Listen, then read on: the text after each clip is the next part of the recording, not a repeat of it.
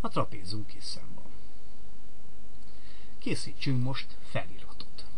Feliratot az eszközsor erre ikonjára kattintva legördül egy ablak, ahol látjuk a szövegbeszúrásra pontot, erre rákattintunk, és nem történt semmi.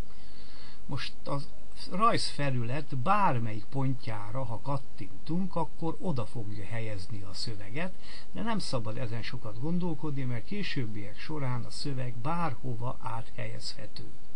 Tehát akkor kattintsuk ide, legördül egy ablak, ide most beírjuk mi a szokásos módon, hogy a trapéz. A trapéz. Rendben. Megjelent a trapéz felírás. Ezt a trapéz felírásba szeretnék szerkeszteni, rámegyünk, jobb egérgomb, tulajdonságok, szöveg, és itt változtathatunk a betűméreten, 14-esre, legyen mondjuk 18-as, legyen vastag, színe legyen ilyen zöld,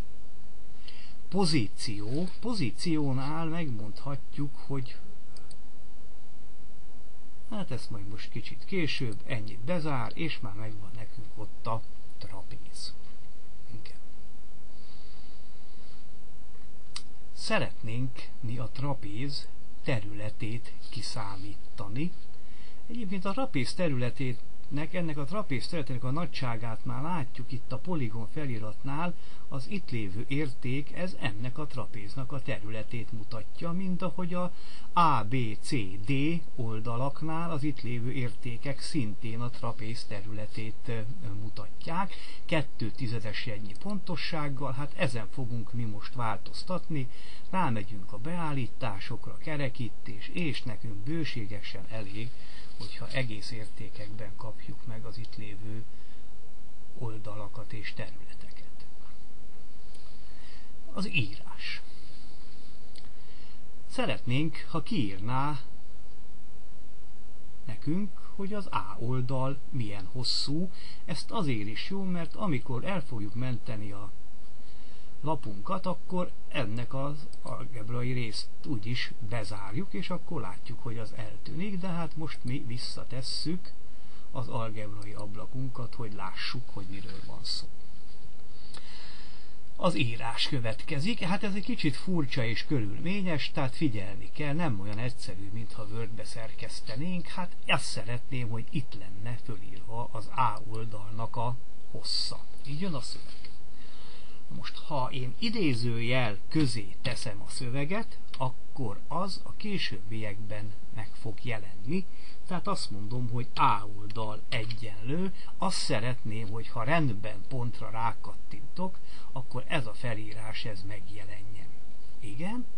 És szeretném, hogyha az értéke megjelenne, hát akkor egy plusz, és mivel az A oldalról volt szó, plusz A-t odaírjuk. Nézzük meg, hogy mi történik, ha rendbe gombra kattintunk. Igen.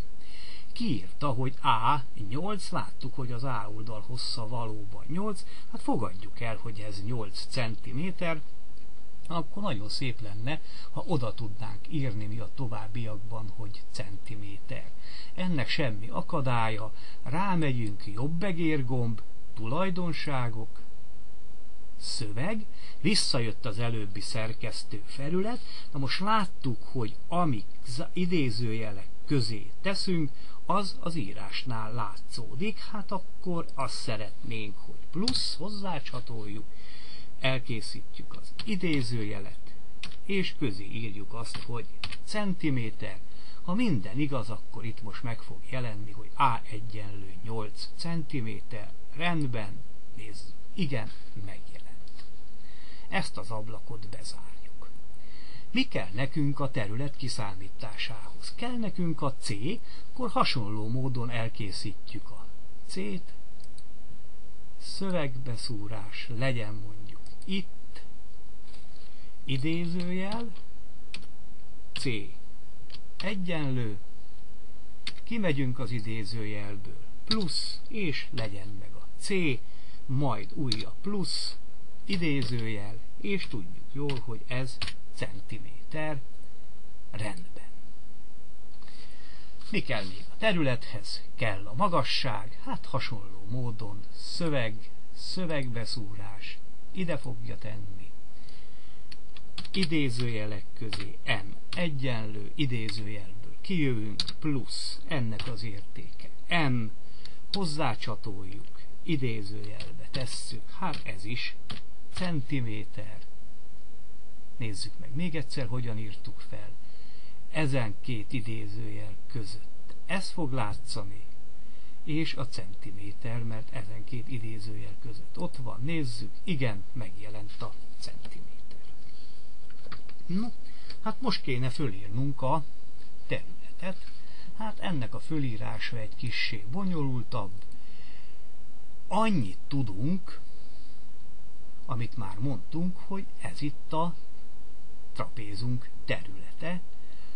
Hát írjuk akkor ide magunknak, tehát végig bemegyünk a szövegbeszúrás, ide jövünk, nagy T, egyenlő, természetesen idézőjel közé kell tenni, mert ezt szeretnék, hogyha látszódna, plusz, és most nem a nagy T-t írjuk, hanem amit a 18 előtt van, hogy poligon 1, tehát ez a hivatkozási szöveg nekünk most, hogy poligon